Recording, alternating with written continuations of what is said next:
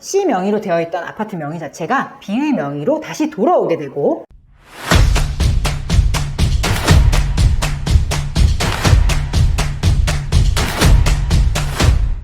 안녕하세요. 부동산 전문 변호사 쪼변입니다. 오늘은 돈을 빌려가 놓고 자기의 유일한 재산인 아파트를 다른 사람한테 넘겨버린 경우에, 그렇다면 돈을 빌려준 사람은 어떤 절차를 진행할 수 있을까에 대해 말씀을 드릴게요. 용어는 조금 어렵지만 이 법률적으로 보면 채권자 취소 소송이라는 절차를 통해서 이 돈을 빌려준 채권자는 자신의 채권을 보전하실 수가 있습니다. 구체적인 사례를 한번 들어볼게요. A라는 사람이 B라는 사람에게 1억 원의 돈을 빌려줬어요. 근데 B라는 사람은 빌리면서 금방 갚을게, 내가 돈을 만약에 못 갚게 되면은 나 아파트 있잖아, 그 아파트 팔아서라도 너한테 돈 갚을 테니까 너무 걱정하지 마 라고 해서 A는 이 말을 철석같이 믿고 1억 원을 빌려줍니다. 근데 한 달 뒤에 받기로 했는데 전혀 갚을 생각도 없고 연락하면 차일피일 미루기만 하고 심지어 연락도 받지 않아요.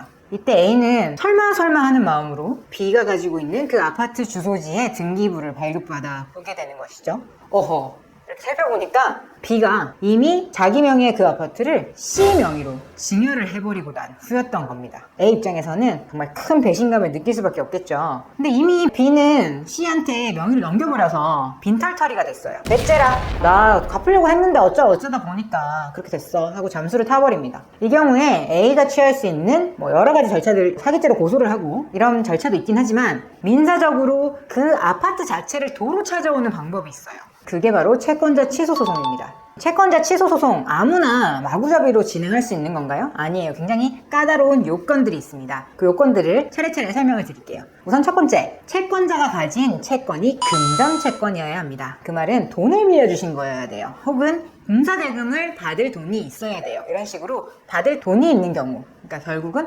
금전 채권이어야 하고, 내가 아파트 소유권 이전 등기를 받을 권리가 있어, 이런 금전 채권이 아닌 다른 채권으로는 채권자 취소권 행사하실 수 없습니다. 두 번째 요건으로는 이 채무자의 처분행위가 사해행위에 해당돼야 돼요.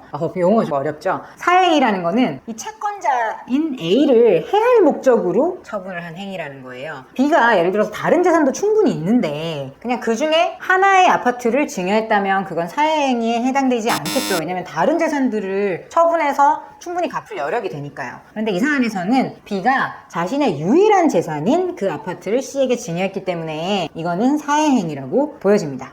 세 번째, B의 악의가 추정이 돼야 돼요. 악의라는 거는 나쁜 마음 이런 게 아니라 알고 있었다는 거예요. B가 자기 아파트를 C에게 넘겨버리면 A에 대한 자신의 빚을 갚지 못할 것이다 라는 사실을 알고 넘겼다는 거예요. 그러니까 A를 해할 목적이 있다라는 것을 스스로 알고 있었다라는 걸 악의라고 하거든요. 그래서 그 알고 있은 상황에서 처분을 해야 된다는 거죠. 그런데 이거 사람 마음이라는 거를 어떻게 입증합니까? 그래서 판례는 B가 자신의 유일한 재산을 넘겼다라면 그건 악의에 의한 것이다 라고 봐주는 경우가 많고요. B가 악이다라는 것만 입증이 된다면은 C가 악이다라는 것은 그냥 바로 자동으로 추정이 돼요. C는 억울할 수도 있겠지만 자기가 오히려 B가 이렇게 하는 행위 자체가 사행이라는 건 나는 전혀 몰랐어요 라는 선의를 스스로 입증해야만 합니다. 네 번째 요건, 채권자가 A가 채권자 취소권을 내용증명으로 통지를 한다든지 전화로 얘기한다든지 이렇게 하면 효력이 없어요. 반드시 소송으로 제기를 해야 합니다. 다섯 번째, A는 B가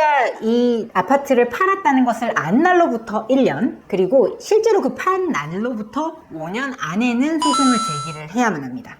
이 5가지 요건을 모두 채웠을 경우에는 어떤 효과가 발생하냐면요, C 명의로 되어 있던 아파트 명의 자체가 B의 명의로 다시 돌아오게 되고, 그 아파트 자체를 A가 가질 수 있는 건 아니에요. 다만 B 명의로 있는 상태에서 A는 B에 대한 채권을 가지고 판결 같은 집행 권한을 받아서 이 B 명의로 되어 있는 아파트에 강제 경매를 신청해서 자신의 돈을 변제받을 수 있게 되는 것이죠. 그 외에도 채권자 취소권에 관련된 여러 가지 쟁점들이 많이 있지만 오늘은 간략하게 설명을 드렸습니다. 한편 생각해보면 C의 입장에서는 약간 억울한 면이 있을 수도 있잖아요. C의 입장에서는 B가 한 행위가 악의가 아니었다, 사행행위가 아니었다 라는 점을 입증을 해서 이 소송에 대응을 해서 자신의 권리를 찾는 방법도 있습니다. 채권자 취소권, 채권자 취소 소송에 대해서 말씀을 드렸는데요.